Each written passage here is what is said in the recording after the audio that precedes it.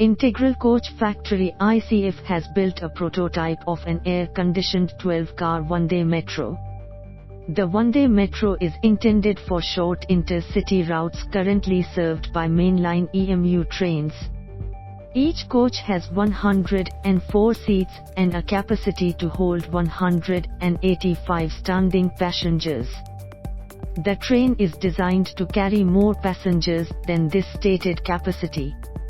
The bogies are designed to handle a load of 20.32 tons, the same as the track capacity.